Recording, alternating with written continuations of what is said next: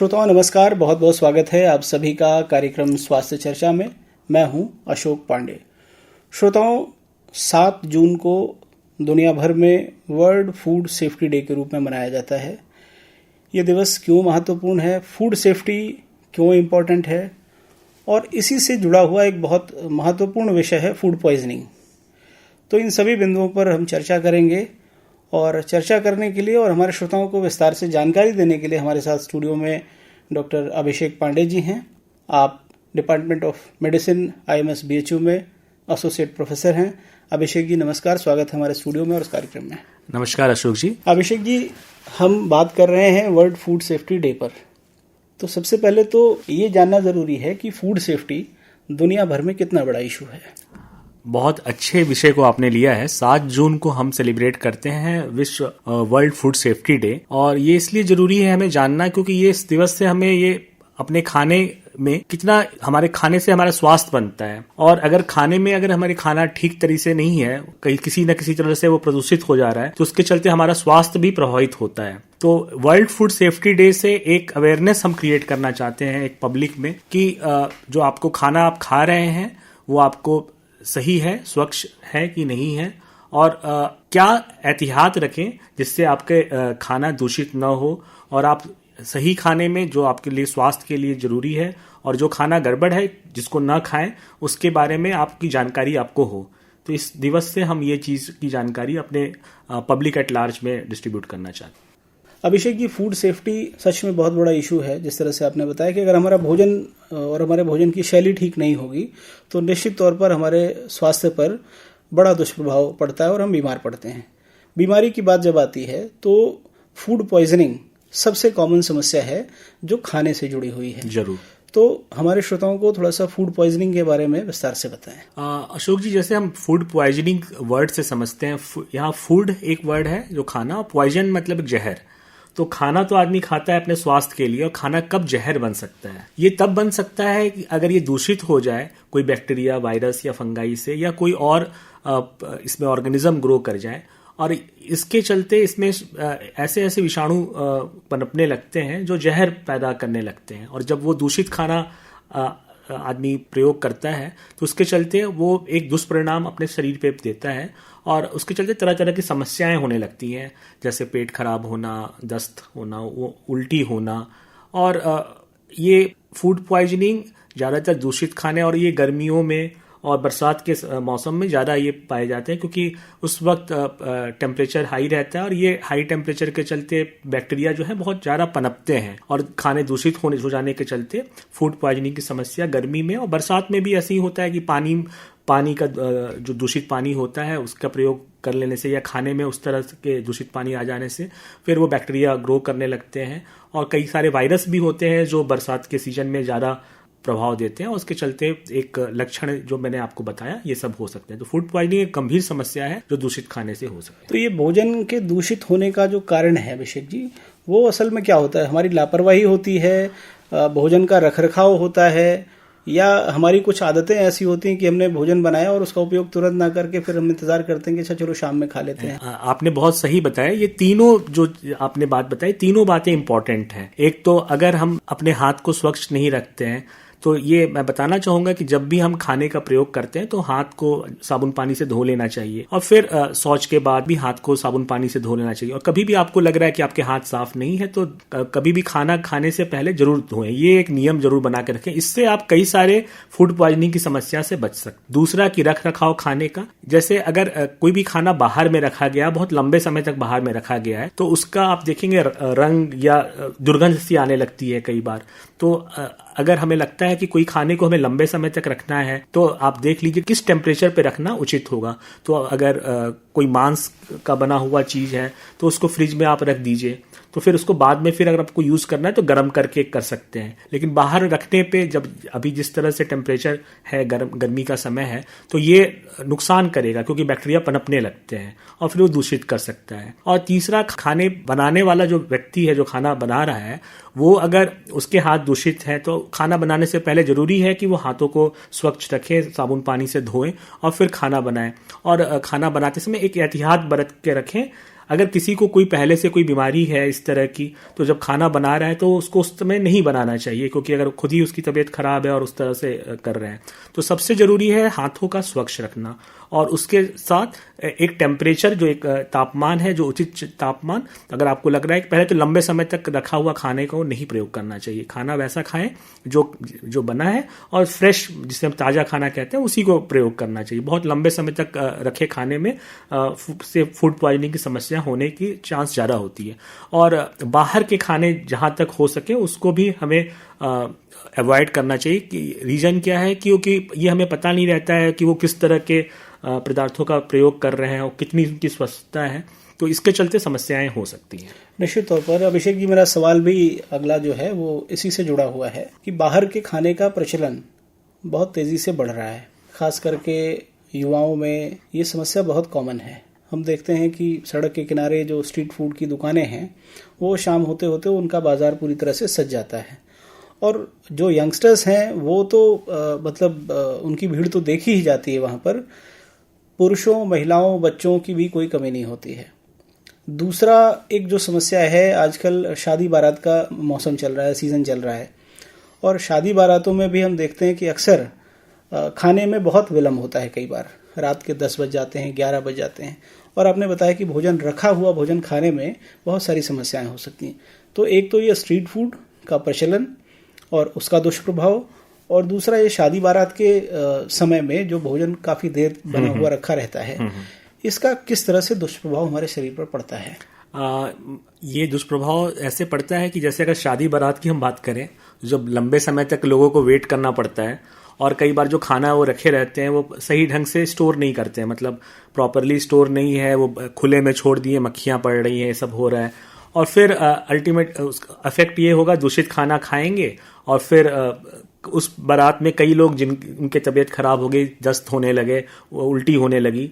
तो ये समझ में आता है कि कहीं ना कहीं कॉमन सोर्स था जिसके चलते वो सारे लोग एक साथ प्रभावित हुए। और बाहर के जो खाना, आप जिसने बताया कि स्ट्रीट फूड्स बहुत ज़्यादा प्रचलित है, एक तो उन्हें हाइजीन मेंटेन नहीं करते हैं, जो एक बेसिक हाइजीन भी होता है कि अगर हैंड वॉश करके हमको खाना बनाना है तो उस पर वो ध्यान नहीं देते हैं, उसी हाथ से वो सारी चीज़ें अपने करते रहते हैं और खाना भी देते रहते हैं। तो अगर सरकार की तरफ से भी एक फूड सेफ्टी के लिए बना हुआ है कि अगर इस तरह के जो वेंडर्स हैं जो सामान बेच रहे हैं तो उनके समय समय पर जांच होती रहती है। और बारात और शादी का जहाँ तक बात है, तो ये तो शादी मतलब ऑर्गेनाइजर्स का ये रिस्पॉन्सिबिलिटी होता है कि टाइम पे खाना दे दें, जो बाराती आए हैं वो ज़्यादा लंबे समय तक वेट ना करें। आमतौर पर घरों में हम देखते हैं अभिषेक जी कि कई बार चीज़ें हमने रात में बनाई और वो बच गई, तो उसको हमने फ्रिज में स्टोर कर दिया और फिर सुबह में उठ करके उसको कंज्यूम किया, या सुबह में हमने बनाया और वो दिन भर फ्रिज में पड़ा रहा। हमारे पास समय की ऐसी कमी थी, हमारी दफ्तर की ऐसी व्यस्तता थी कि हम बना करके उसको तुरंत कंज्यूम नहीं कर पाए और फ्रिज में स्टोर करके उसको छोड़ के चले गए। तो ऐसी परिस्थिति में खास करके इस मौसम में क्या स्टोरेज का इस तरह से जो प्रावधान है वो ठीक है, या हमें कोशिश करनी चाहिए कि भोजन ताज़ा ही हो? कोशिश तो यही करनी चाहिए कि भोजन ताज़ा ही हो, क्योंकि ये रखा हुआ कोई भी खाना जिसका बहुत लंबे समय तक रख रहे हैं, 5-6 घंटे के बाद उसके तत्व जो हैं उस तरह से गुण नहीं देते हैं हमारे शरीर के लिए। तो ये फ्रिज में रखा हुआ खाना और बहुत लंबे समय तक खाना या बासी खाना खाना, ये कोई बहुत अच्छी हैबिट नहीं है। इस आदत को त्यागना चाहिए। और घर में इस तरह का अगर प्रचलन है तो ये समझ लें कि स्वास्थ्य के लिए खाना का बहुत बड़ा रोल है। और अगर हम अपने खाने को नज़रअंदाज कर रहे हैं, उसकी क्वालिटी पे ध्यान नहीं दे रहे हैं कि हमें बासी खाना खाना पड़ रहा है, तो ऐसा उससे अच्छा है कि आप अपने समय को थोड़ा सा डिसिप्लिन करिए और खाने पे ध्यान दीजिए कि समय पे आपको कम से कम ताज़ा खाना मिले। फ्रिज का रखा और बासी खाना तो कभी भी नहीं खाना है। अच्छा, दूषित भोजन और दूषित जल से जो समस्याएं होती हैं, जो बहुत कॉमन समस्याएं हैं, पेट का दर्द है, उल्टी है, दस्त है, इन सब से तो लगभग सभी वाकिफ हैं। अगर हम लापरवाही करते हैं तो ये समस्या कितनी गंभीर हो सकती है? लापरवाही करने पे अगर दूषित खाने से कैंसर तक की समस्या भी हो सकती है। अगर लंबे समय तक कुछ बैक्टीरिया ऐसे हमारे बॉडी में आ जाते हैं जिसके चलते गॉल ब्लैडर के कैंसर और अलग अलग तरह के कैंसर्स भी हो सकते हैं, क्योंकि ऐसे टॉक्सिन्स होते हैं जो प्रोड्यूस होते हैं और हमें बाद में फ्यूचर में कैंसर प्रोड्यूस कर सकते हैं। तो कभी भी कॉन्टेमिनेटेड फूड हमारे हेल्थ के लिए अच्छा नहीं होता है। निश्चित तौर पर अभिषेक जी, स्वस्थ जीवन शैली के लिए हमारा भोजन और हमारी जो आदतें हैं उनमें किस तरह के बदलाव की अपेक्षा आज के समय में होनी चाहिए?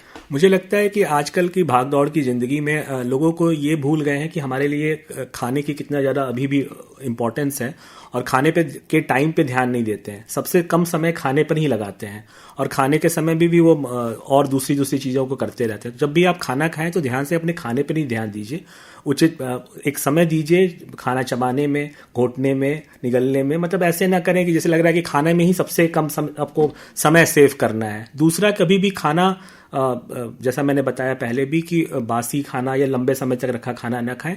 जब गरम गरम खाना मिल रहा है उसको खाएं, और लेट करके खाना ना खाएं।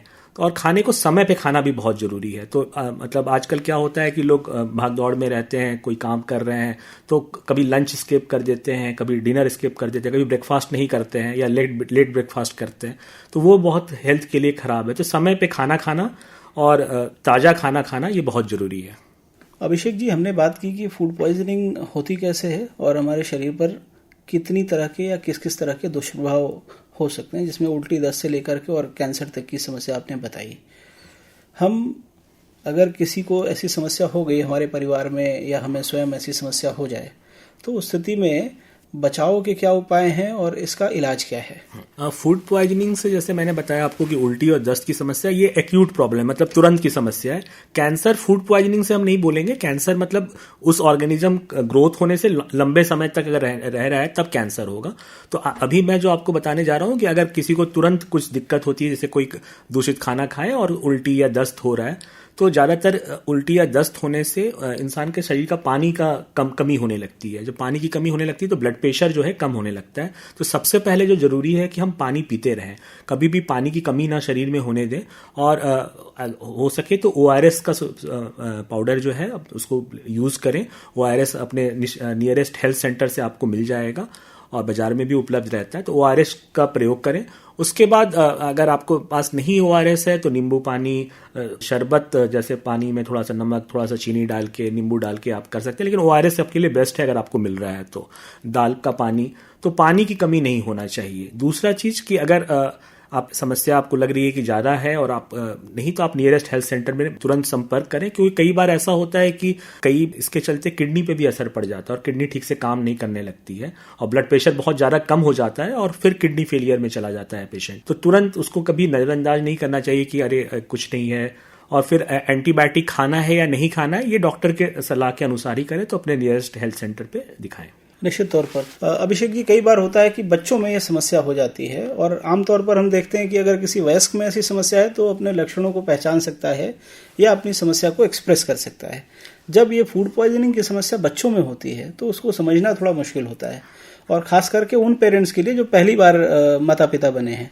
तो बच्चों में अगर ऐसी स्थिति है तो उसके लिए क्या उपचार करना चाहिए? बहुत ही महत्वपूर्ण सवाल पूछा है आपने, क्योंकि बच्चे जो हैं, बच्चों का जो चीज़ों को एक्सप्रेस करने का तरीका होता है, एक तो वो रोने लगते हैं। तो आप देखिए कि बच्चा बहुत चिड़चिड़ा हो गया है, रो रहा है, या कई बार आप देखेंगे कि उस अपने हाथ जो है वो अपने पेट की तरफ ले जा रहा है। तो ये इशारे हैं वो बच्चा दे रहा है कि मुझे समस्या हो रही। प्लस अगर दस्त हो रहा है तो माँ बता सकती है कि कई बार उसको दस्त जाना पड़ रहा है। तो ये इससे हम समझ सकते हैं कि बच्चे को वो समस्या हो रही है। और अगर समस्या ज़्यादा हो रही है तो निश्चित तौर पर हमें अपने नज़दीकी चिकित्सक से संपर्क करना चाहिए। और ORS का तो यथासंभव जब भी हो तो लेते रहना है, जब तक आप नियरेस्ट हेल्थ सेंटर आप पहुंच रहे हैं तो उसको आप यूज़ करें, क्योंकि अगर पतली दस्त हो रही है लंबे समय तक, मतलब तो उसके चलते कमजोरी हो सकती है और ब्लड प्रेशर नीचे फॉल हो सकता है। अभिषेक जी, जिस तरह अभी कुछ वर्षों पूर्व हमने कोविड का सामना किया, सरकार की तरफ से समय समय पर फिर से गाइडलाइंस आ रही हैं और बीच बीच में ऐसी खबरें भी आ रही हैं कि कोविड कहीं कहीं किन्हीं शहरों में दस्तक दे रहा है। तो ऐसे में बहुत सारे प्रिकॉशंस हमें पहले से भी पता हैं, और खास करके इस मौसम को देखते हुए हमारे श्रोताओं को क्या सलाह, क्या सुझाव देना चाहेंगे? देखिए, कोविड वायरस जो है कोई ये गायब नहीं होने वाला है। कोविड वायरस तो हमेशा रहेगा।